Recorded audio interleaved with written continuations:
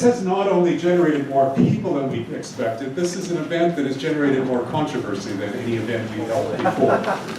And it certainly was not intended to.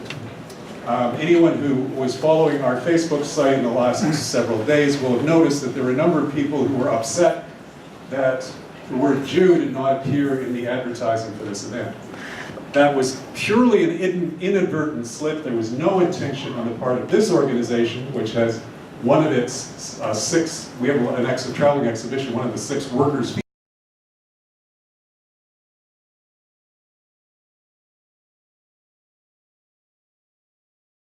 society who talks constantly about the Jewish market.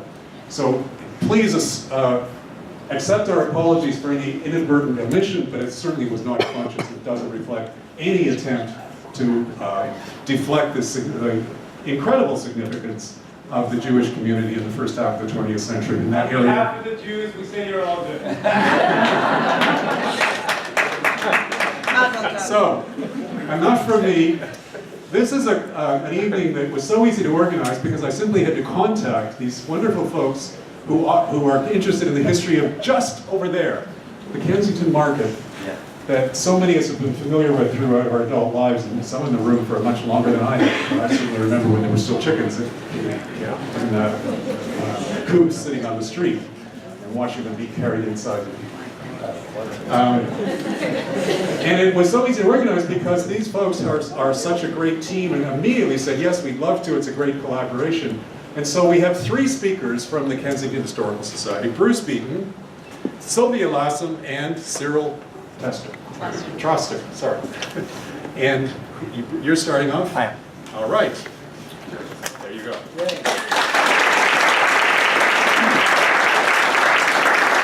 Thank you, everyone. Thank you for coming this evening. I'm going to put the mic down in full leftist tradition. If perchance you can't hear me at the back, just let me know and I'll talk a little bit louder. Thank you so much for coming. Thanks so much for coming. My name is Bruce Beaton, and I am a Director-at-Large with the Kensington Market Historical Society. Tonight, we are going to have a very brief look at the history of Kensington Market. I'd like to begin by saying that the history of Kensington Market is huge. Our presentation can in no way encompass all of the interesting details of the history of this vibrant neighborhood. This evening will, out of necessity, be a bit of a greatest hits package. I hope at the end you will see a bit of a narrative arc to what we are presenting this evening. I will begin by talking about the history of Kensington Market from the Toronto Purchase of 1787 to about the mid-Victorian period. I will then pass the narrative baton to Sylvia. Sylvia Lassam, who will take up the baton and take us from about mid-Victorian period to about 1900, and then we'll pass the baton to Syril, who will then talk about the establishment of an actual market in this area around the turn of the last century, and I will finish up by taking us from about 1950 to the present day. Kensington Market sits on the traditional territory of the Haudenosaunee, the Mississaugas of the New Credit, and the Huron-Wendat. In 1787, an initial disputed agreement was made between the Mississaugas of the New Credit and the British Crown. This is known as the Toronto Purchase, which some of you may know a little bit about. This was an agreement for the lands to be transferred over to the British Crown in exchange for a variety of goods, of items. At the time, the Mississaugas of the New Credit believed that the agreement was not a purchase, but a rental of the lands for British use in exchange for gifts and presents in perpetuity. I think we can all agree that there's a profound difference between renting and owning. This controversy led to an ongoing lands claim settlement that began in 1986 officially. A land claim settlement between the Government of Canada to rectify this grievance over the Toronto Purchase, and in 2010, the Canadian government agreed to pay $145 million to the Mississaugas of the New Credit. This was based on the ancient land value extrapolated to current dollars. $145 million. I don't know. Sounds to me like the Canadian government got a pretty good deal out of that. The woman who lives across the street from me on Kensington Avenue was offered $1.9 million for her house last year. It's a little row house, a little Victorian row house, and she turned it down. Dundas to College, Spadina to Bathurst, Kensington Market. In 1788, the year after this Toronto purchase was negotiated, a British surveyor by the name of Alexander Aiken was assigned to conduct a survey of the Toronto site. Aiken surveyed this land, the land we are currently on, along 4 concession lines. You know them as Queen, Bloor, St. Clair, and Eglinton. All 4 of these roads are exactly the same distance apart. They are all 6,600 feet apart, because when Aitken surveyed out this land, he did it with a length of chain that was 66 feet long. Really? 100 lengths of chain from Queen to Bloor, 100 lengths of chain to St. Clair, 100 lengths of chain to Eglinton. 6,600 feet. Then Mr. Aiken measured out along Lot Street, or as we call it, Queen Street, or as it was also known at one time, first concession from the bay. And he measured out 10 lengths of chain, 660 feet. 10 lengths of chain by 100 lengths of chain gives you 100 acres. These parcels of land along Queen Street were known as park lots. And these park lots were then given away to loyal government officials and military officers. This was done in an attempt to establish British aristocratic rule here, a reward for unswerving loyalty to the British Crown. God save the King! Imagine, for a moment, that you are standing at the corner of Spadina and College. Is there anyone here who has never stood at the corner of Spadina and College? Right, I thought not. Imagine you're standing at the corner of Spadina and College, and you're going to walk along College Street. You're going to walk over to Bathurst Street. Past the Beaton Cafe, where apparently there's a poetry reading later on today. Past the top of Augusta Avenue. Past St. Stephen's in the Field, the church that's there. Imagine for a moment that you are now standing out in front of Sneaky D's at the corner of College and Bathurst Street. You have just walked across the middle of 3 park lots. Park lot 16, park lot 17, and park lot 18. Kensington Market sits right in the middle of these 3 park lots. I was going to say parking lots. That's a whole other conversation. So, Spadina to Bathurst, Queen to Bloor is exactly 300 acres. I would now like to briefly talk about the first Europeans to own this land, just to get a view about who these folks were. Part of our journey, these folks were a little mini aristocracy here. Park lot 16 runs from Spadina to Major Street. I live on Park lot 16. The first European to own this land was James Babby. There are the park lots. There's James Babby. James Babby was just 29 years old when he was appointed to be a member of the Executive and Legislative Council of the new province of Upper Canada.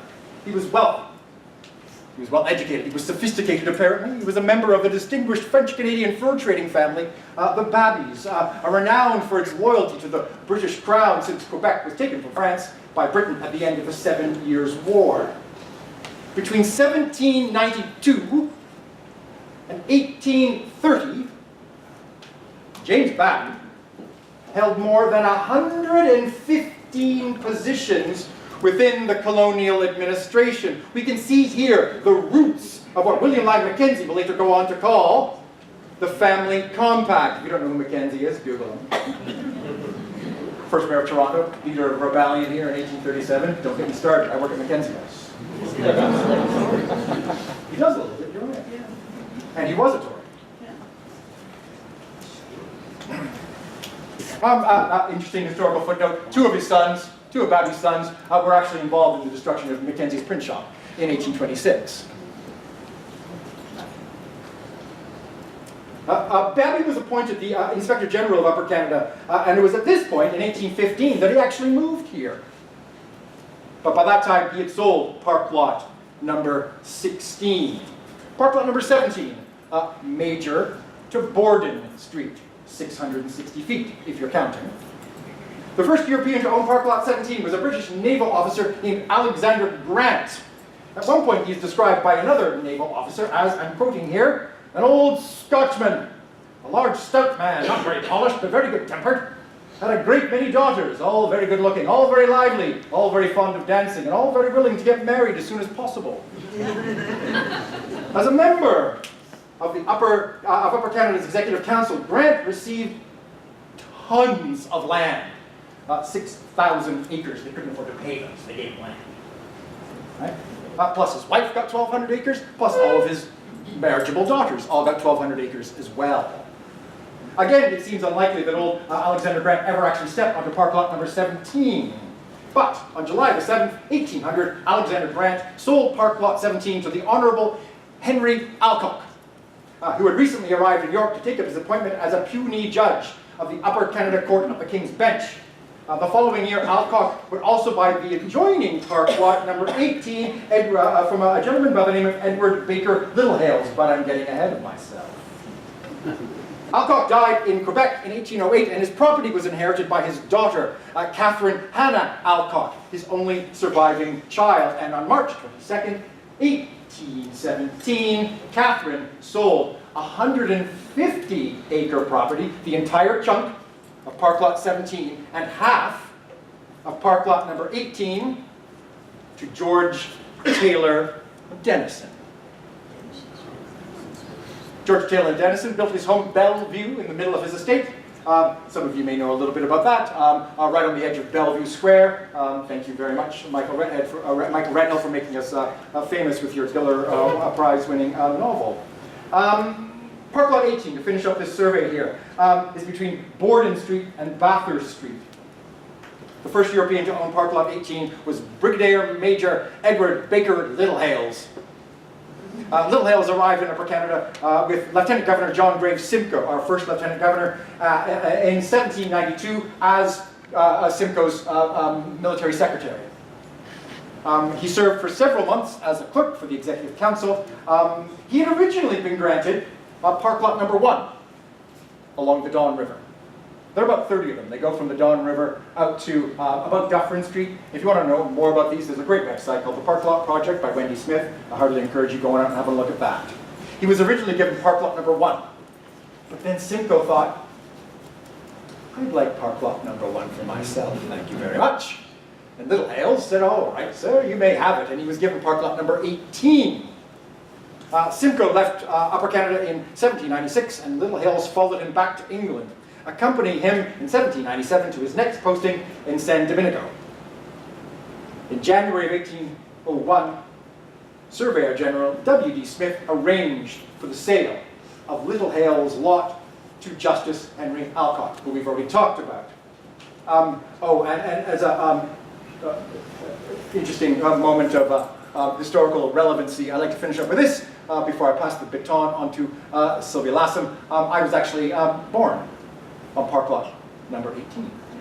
I'm starting with the Denisons, and this is Bellevue, which was George Taylor Denison's. George Taylor Denison was the second generation Denison, and he founded a dynasty, and this was his home, which was in what we now call Bellevue Square Park, and it's approximately the site of the Kiever Synagogue, right? So it was right there.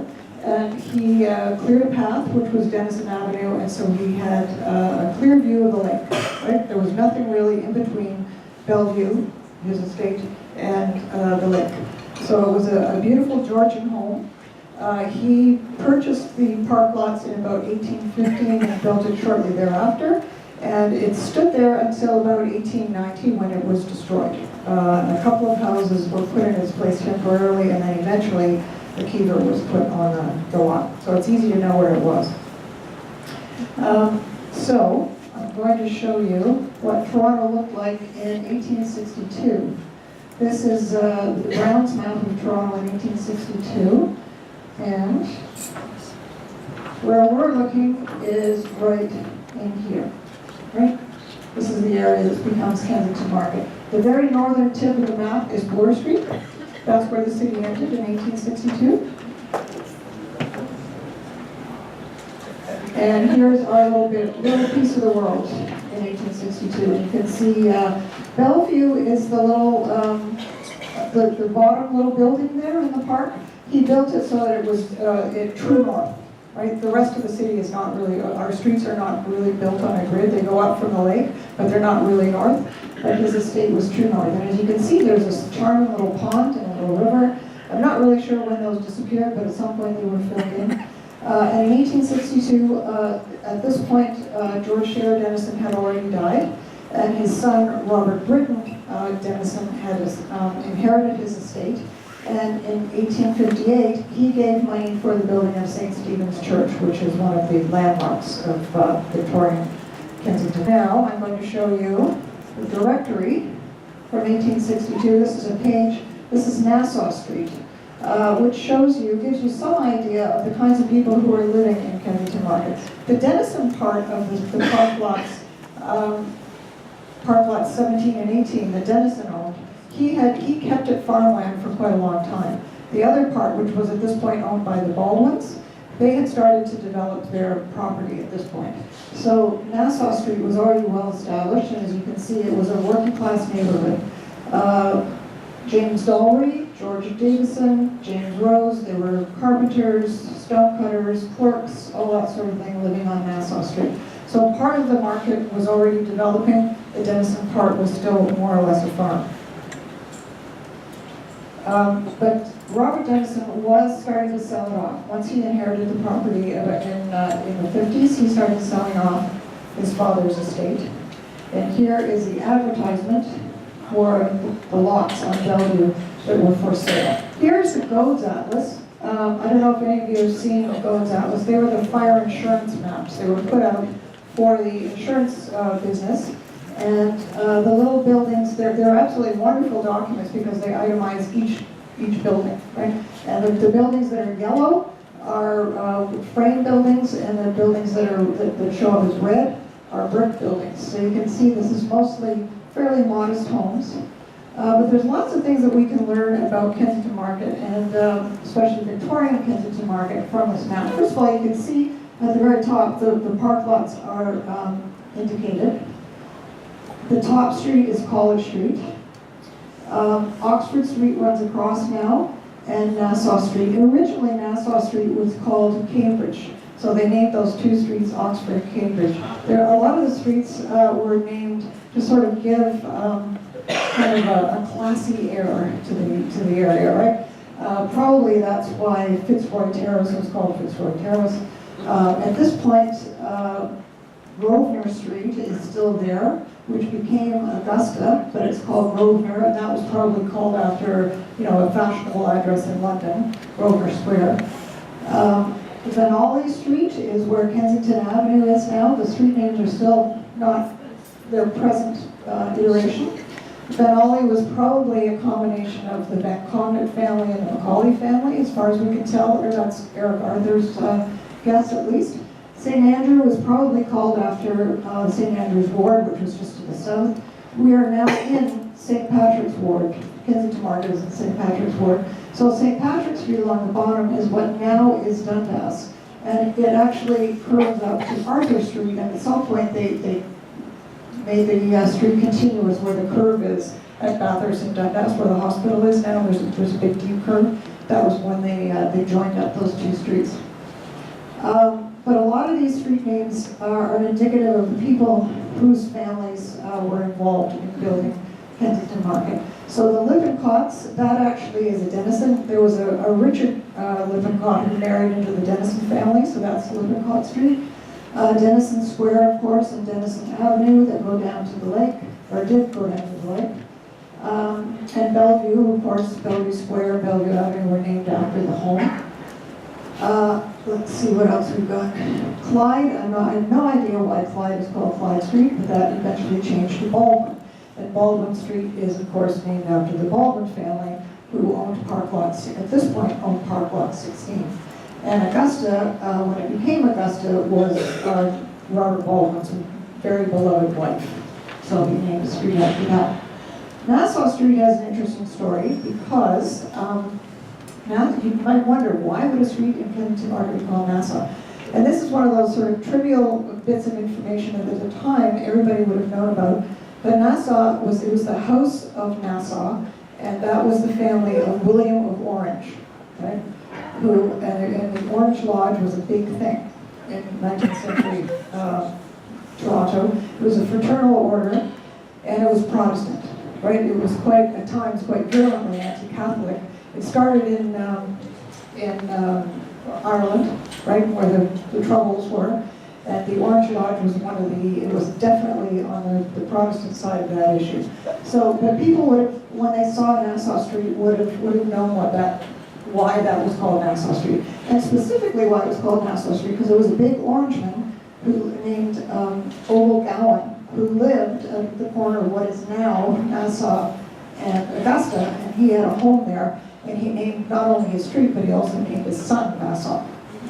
So, the street names are really quite an interesting part of the story. The other thing that I'd just like to point out is on Bellevue Avenue, you can see there, mostly the streets in Kensington Market, even at this point, are very small little lots, but on Bellevue there's some large buildings, most of which are still there. So I'm just going to talk a little bit about some of those, the sort of Victorian anchoring. St. Stephen's in the Fields, I mentioned, was built in 1858. It burnt down in 1865 and was rebuilt quite quickly in 1866. And at that time, it was one of the largest Anglican churches in the city. It had a rectory beside it, and there was also a little school behind. The rectory is now gone. The other one, of course, is our fire station, which was built in the 70s. And it also burned down much later in the 1970s. It was rebuilt and was rebuilt exactly as it had been. It's a replica. At 87, at the corner of Oxford and Bellevue, was number 87 Bellevue, and it was a private hospital, Dr. Temple and McDonald's private hospital. This is much changed, but it has a long and interesting history. Like many of the buildings in Kensington Market, you could do a whole presentation for an hour on lots of the buildings, lots of stories.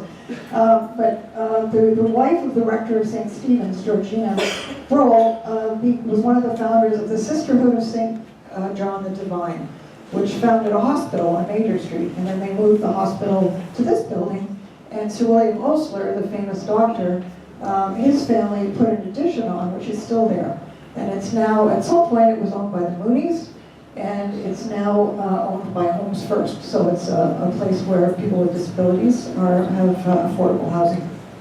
This was the Denison Cottage, which is on Wales Avenue, what is now 29 Wales Avenue. This was a home that was built by the Denisons, and it was bought by Charles Peterkin, who was a lumberman from Scotland, and he tore down that little cottage and built this house, which many of you will know is the home of Dan and Alice Heap for many years, our NDP, he was a worker priest, a real activist, and he built this home. He didn't build it, Peterkin built it, but Dan and Alice Heap lived in it for many, many years. But most of the houses in Kensington Market were much more modest, like this one. And this is an interesting one because you can see that even though it's a residential building and a residential street, it also incorporates a store. And this, even before the Jewish market, this was a thing in this area, right? There's a store, our home, which was now torn down, unfortunately, a few years ago at 45 Bellevue, the same thing. since I've lived there. It was a store, and the family was meant to live above and behind the store. So even in this period in the Victorian area, before it became a market, this was something that was done. Fairly common. So this is a little snapshot from 1893 of the ward, which was of course right beside Kensington Market. And most of you know, have heard something about the ward. There's been a new book about it lately. This was where immigrants came when they first came to Toronto, and it became a real busy place. You can see the tiny little lots, and you can see all the activity. There's lots of factories. So people would arrive in the ward. They would live in the slums until they could afford to move a little bit further west, right? That was the sort of the trajectory. You came to the ward, you worked at the factories, and you moved a little bit west or a little bit east. This is what happened with Kensington Market. But you can see, I think that's City Hall, sort of in the middle there, and St. James Cathedral over there. And Queen Street runs along in front of City Hall. And there, from about 1874 to 1875, there was a streetcar. And so the people in Kensington Market would have been able to walk down to Queen Street and hop on the Queen Street car and go to the ward and work in these factories in the garment business, or they'd be able to hop on the streetcar and go the other way and work in the Massey Ferguson plants. Right? So it was a very convenient place for people to go. So I'm going to end with this little map. Many of you may know that Kensington Market is being considered for a heritage designation. And this is one of the maps that came up from the planning there. And the reason I wanted to show it to you is because you can see it shows all the little lots and all the little streets. But the main thing that's really distinctive about Kensington Market, which is going to set us up for Syril talking about the market, is that it's a little enclave. None of the streets except, well, really none of them in this map. At the time, probably Denison Avenue extended further down. But it's completely self-contained. None of the streets go outside the market, right? So once you're in the market, you're there. You don't go to Kensington Market to pass through and go somewhere else.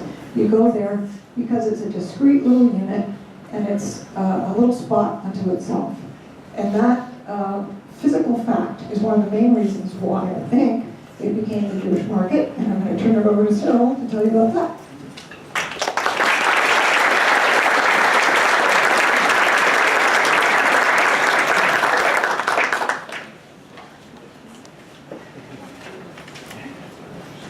Okay, so why did, can everybody hear me?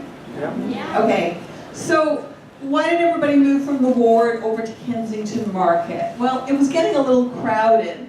So that, and also the Jewish population in Toronto really expanded during the 1900s, which was the heyday of the ward, and they really moved from about 1912 on. So for example, the Jewish population was 3,000 in 1901, and it went to 18,000 by 1911. So people are moving from the ward area and from very crowded conditions into maybe a little bit less crowded conditions. This is from the Department of Health. I think it's from the ward. I think it's from the City of Toronto archives, but we don't know exactly where it was.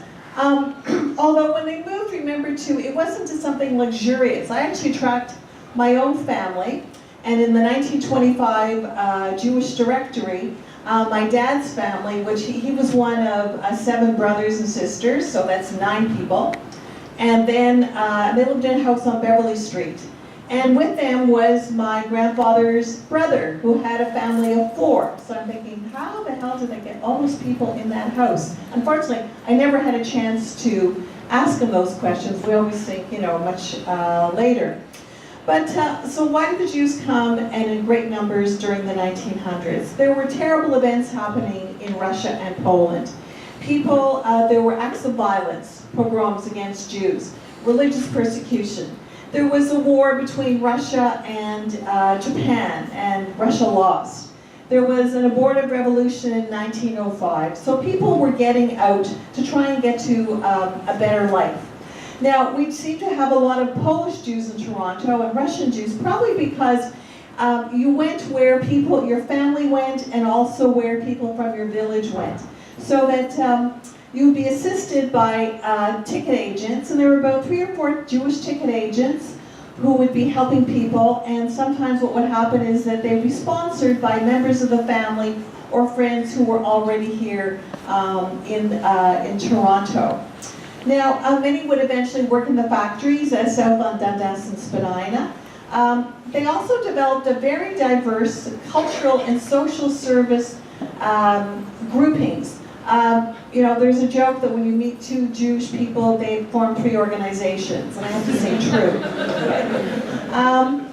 I want to mention one. A lot of them form mutual benefit societies. Now, these societies would not necessarily be orthodox, they would be socialist, they would be secular, they wouldn't have any political affiliations, but the important thing about these societies, in addition to having various cultural events, they would provide services for the Jewish community, and they would be in the Kensington Market area. So, for example, they would hire a doctor. Why? Because Jews, there was a quota for getting into medical school, but they couldn't get posts in hospitals. So if you were the doctor of a number of mutual benefit societies, you would benefit the community and you'd be able to make a living. Now let's look at the market. Okay, this is Baldwin Street, about 1922, a little bit later. But the fact is, what happened was that people started to sell produce outside their homes. They would sell it on carts.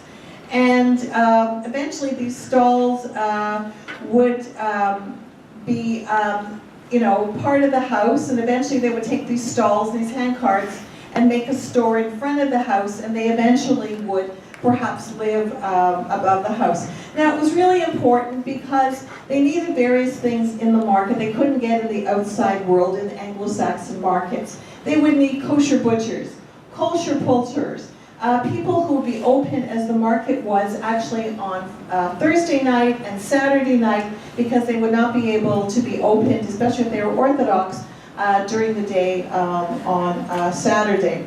So the Kensington Market area became a place for the community with social service groups, cultural groups, union groups, restaurants, delis, and ice cream parlors.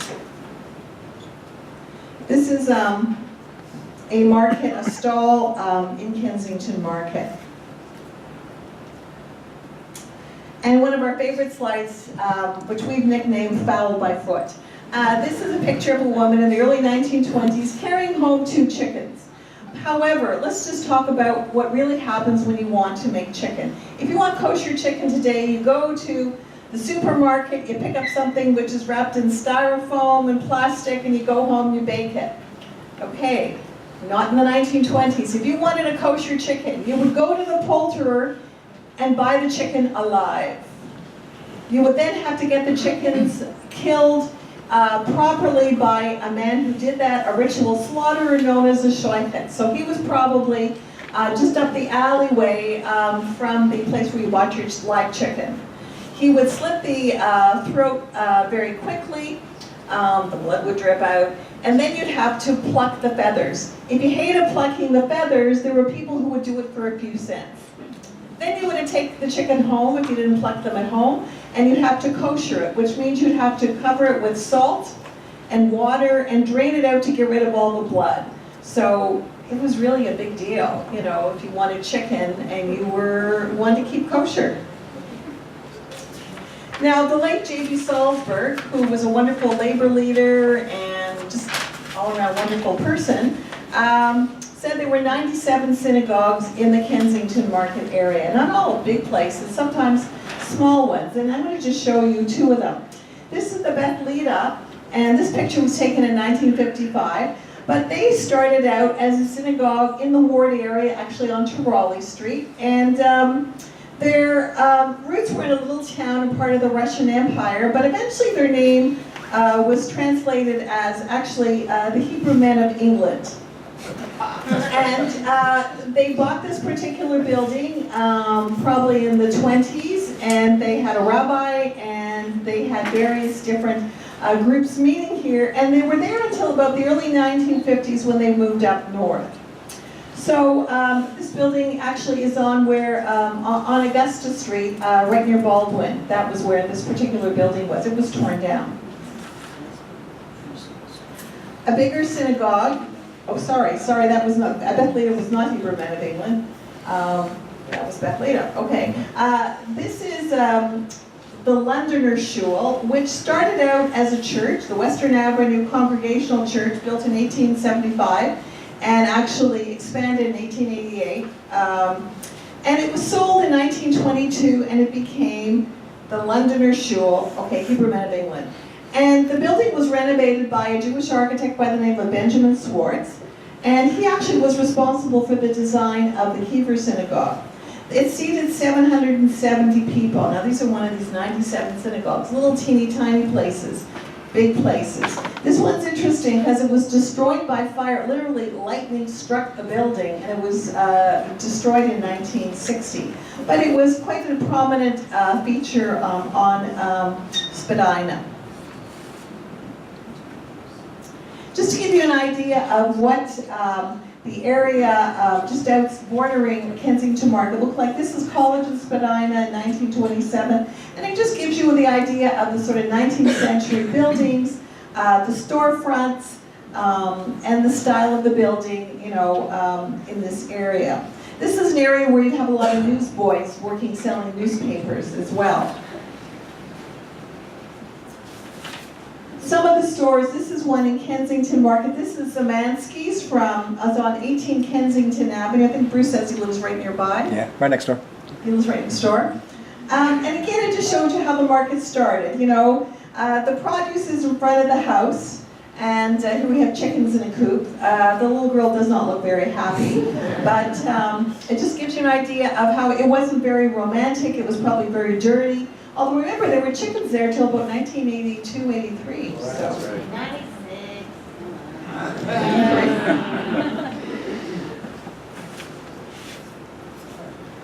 Now, there were many different stores, and this is interesting. This was Hyman's Books and Art. He was at 371 Spadina. Eventually, he went to 412, and he started the first Jewish public library. Now, he actually was trained as an engineer, both in Russia and at the University of Toronto, but he couldn't find a job as an engineer, discrimination. So he sold tickets to the Yiddish theater, the Standard Theater. Now it's kind of weird because it's just like 4 blocks away. He sold books, he sold magazines, and it was a very popular place for the literary crowd, and they would spend time here discussing the latest trends in the world of literature. Now, it's interesting because he also had a mimeograph machine. So for budding writers and artists, this was really good to have, and a pop cooler in his particular place. Now, you see a lot of something in Toronto, which I believe sort of nicknamed Yinglish, which is Yiddish letters, but if you sound it out, it is really English. And this is Rutherford's Cut Rate Drugstore, and the letters under Cut Rate Drugstore say if you sound them out, it is really Cut Rate Drugstore. Eventually, this became Halpern's, and they were there for about 40 years, and it was known to the pharmacy that really served the Jewish peddlers and also the poor. This is when an average prescription would cost 40 cents, and about 1/3 of the people really couldn't pay that.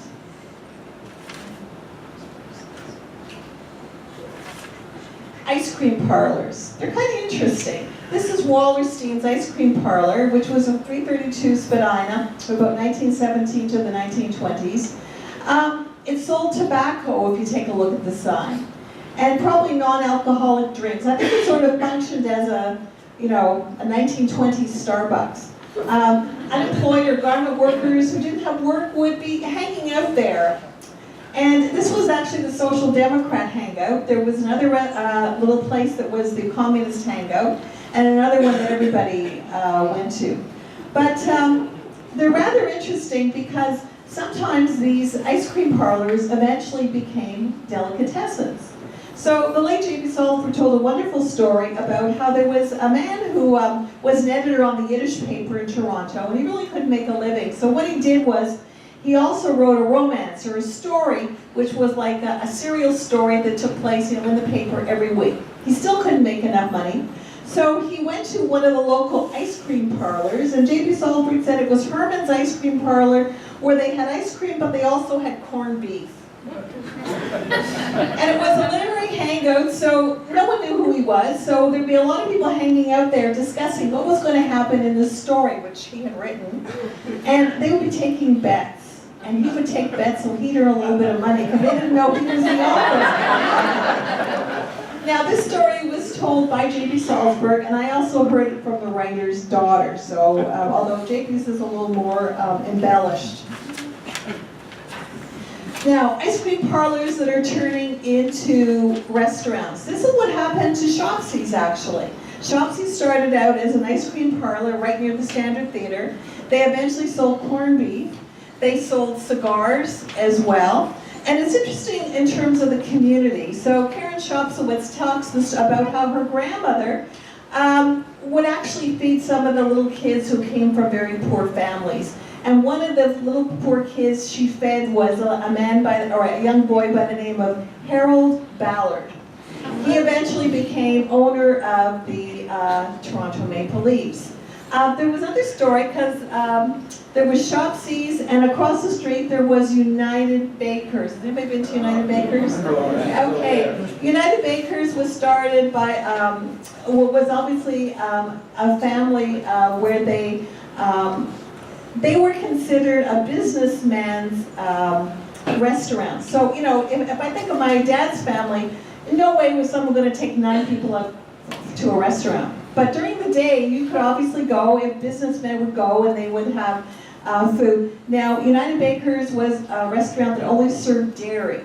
But one thing they did, and I actually interviewed a man who said that he was sort of starting in the 1930s, and they provided him with milk and bread until he can get on his feet. So one thing you're going to find is there's an incredible sense of community where people take care of each other. Whether it's mutual benefit societies, restaurants where they're going to help feed people who are poor. But this is like, you know, continuing stories as well. One story which is interesting, JB told, was that when the factory owners and the union leaders would finish negotiating, they would go to United Bakers for something to eat, where the factory owners would tell the union leaders that when they were in the union, they got better deals for their workers. Now, everybody ate there, and it was really a fixture, and they're now, they basically moved north.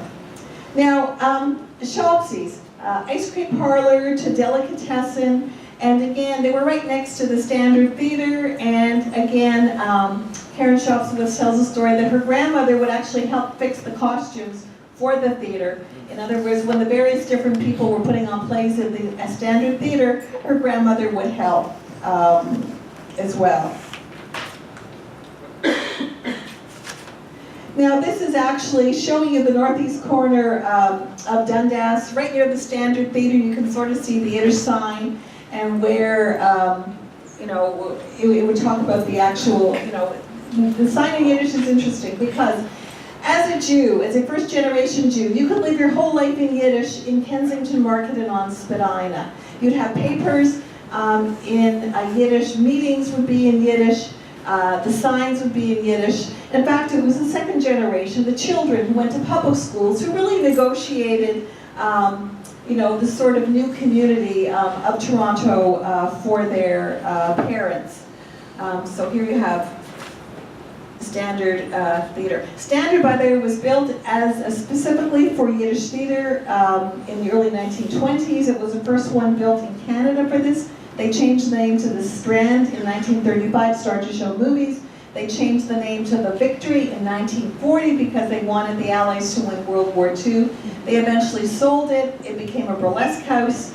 And it was actually supposed to be a Chinese national theater at one point. I think now we're all sort of concerned about what it is because I think the balcony is still in existence. But there's a Belgian proposal on this. Okay, we should all watch that. That's the problem Yeah. right now. Okay, so this is actually Joseph Barsh and his son on Spadina near Goldenberg's restaurant in 1947. There are actually 2 Goldenberg brothers, and they had the oldest kosher restaurants in the city, starting first in the Ward area and then moving over to Spadina. And they actually had competing restaurants on Spadina Avenue.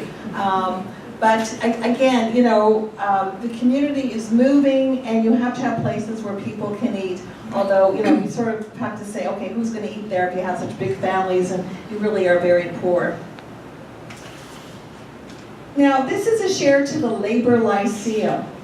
Many Jews found work in the garment industry. In fact, in 1912, 75% of Jewish workers worked for Eaton's. Now, in 1931, 5,200 Jews worked in the clothing industry. 1 out of 3 worked in this sector. Remember that in a lot of cases, anti-Semitism prevented them from working in many other occupations. And many were experienced tailors from Eastern Europe. And they joined the unions to get better working conditions. At one point in the early 20s, a presser would press 400 coats a day with a 25-pound iron. Now, at this point, many of the mutual benefit societies and different organizations supported the unions. But they also provided a social experience. There would be dances, there would be various cultural events. And 2 men in 1913, Sam Easter and Henry Dworkin. And Henry Dworkin, by the way, was one of the ticket agents in addition to working for labor. They established the Labor Lyceum Association. They wanted to set up a place where the unions could have their offices. Now, the unions were not Jewish, but almost all the workers were Jewish in the unions. And so they wanted a cultural center. So they sold $5 shares in the Labor Lyceum. And they were able to purchase 2 houses, and eventually they were able to add a new friend and meeting rooms around 1929. And it was the union headquarters, and the minute books would probably be written in Yiddish at that point. And it was also a hangout as well. Remember too that when people got a good contract, they wouldn't necessarily be working all year round. There would be various seasons, so they would just have some time on their hands. But this was a cultural center for Yiddish. This was a cultural center with dances and lectures and various banquets. This is one of the banquets. Quite lovely, I think. And this is the top floor, I believe, of the Labor Lyceum, which we don't know what's happening to it today, but it is kind of interesting.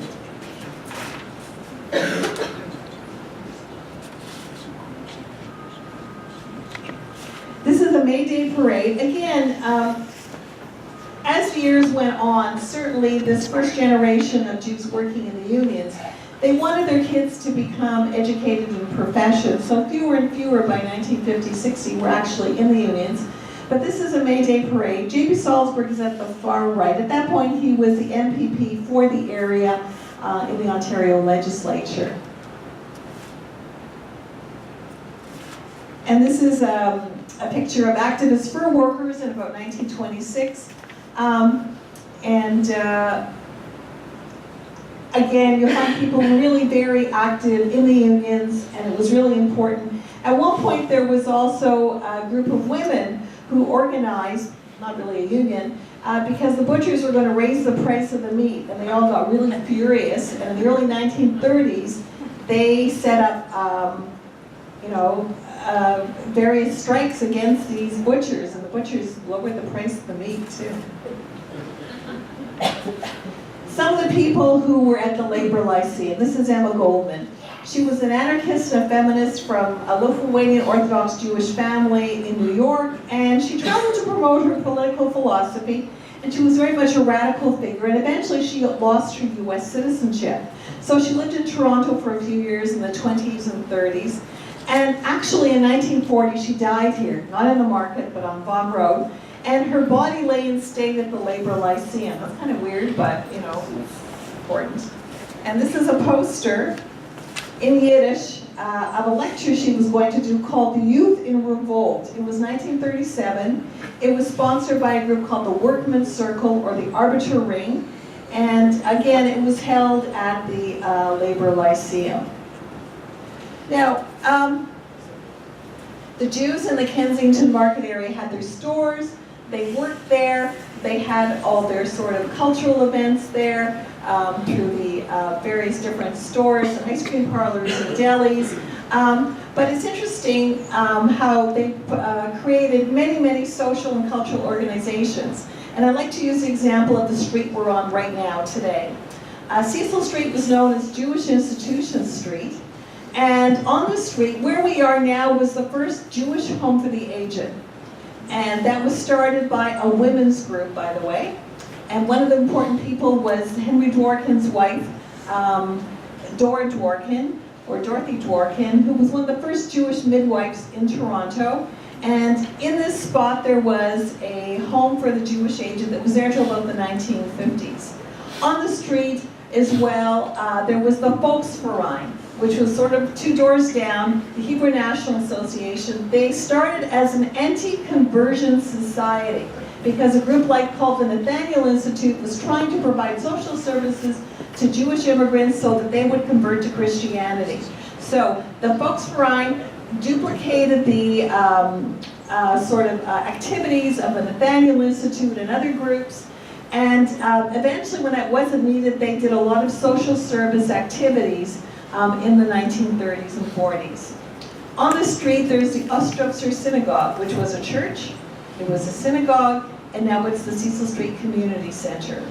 On the street was the home of, at first, the Zion Center, and then it became the Workmen's Circle, where if you were a member and there was a strike against your factory, you had to resign from the Workmen's Circle.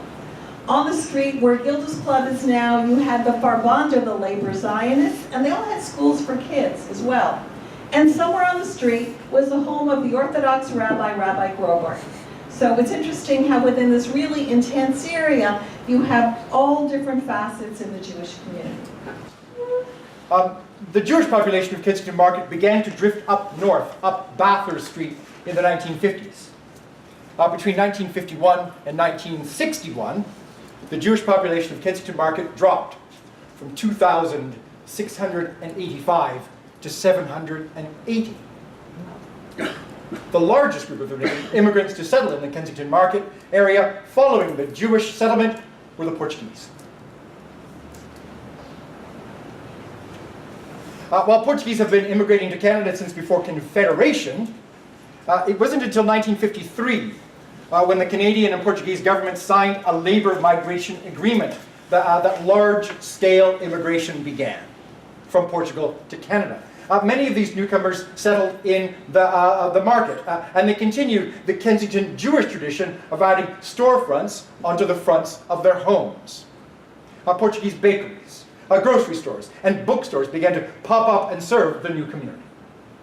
A Portuguese language newspaper was available here with a wide variety of political perspectives. These were all available in Kensington Market. Portuguese fish stores, which are still located in the market, carry traditional Portuguese food staples of codfish and sardines, as well as a wide variety of other fresh and now frozen seafood.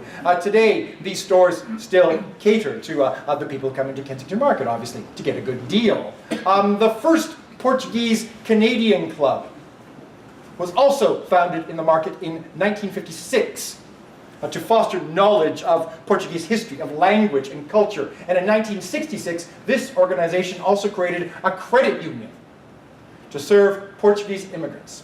It's in the post-World War II era that you also see immigration to the market from large numbers of Hungarians, adding to the neighborhood's sort of swirling feel, the vibrant street culture. It's a bit of a Jane Jacobs theme park. This portion of the presentation is the audience participation portion of our presentation. I am now going to recite a few lines from a theme song of a Canadian TV show. Don't shake the No. And it will be your task to complete the line. Ready? Here we go. When he walks down the street, he smiles at everyone. Everyone that he meets calls him King of Kensington. I didn't sing it. You're probably lucky that I didn't. In 1974, the Canadian Broadcast Corporation, or the CBC, CBC, there he is, launched a new television show set in Kensington Market called King of Kensington. For the first time, the national broadcaster was presenting a slice of Canada that featured the everyday life of the evolving multicultural tapestry of the country. The show was mostly lighthearted, but it did on occasion delve into the complexities of Canadian newcomer experience. Al Waxman, who played the main character, the tenacious Larry King, actually grew up in Kensington Market.